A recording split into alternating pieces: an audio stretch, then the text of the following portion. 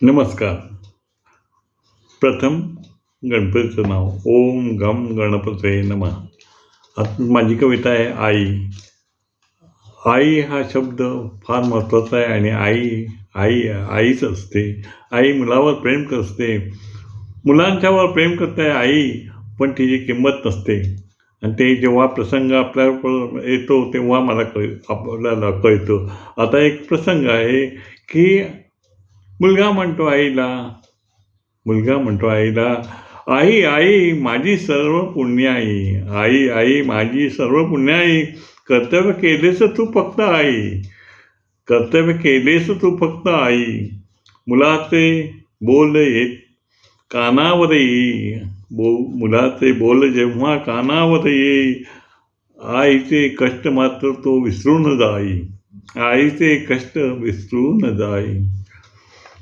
अनवाणी चालत होती आई, स्वतः अनवाणी चालत होती आई, मुलाला उन्हात कडेवर घेई. जबाबदारीचे ओझे डोक्यावर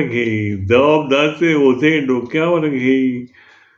मुलाला संसार थाटून दे.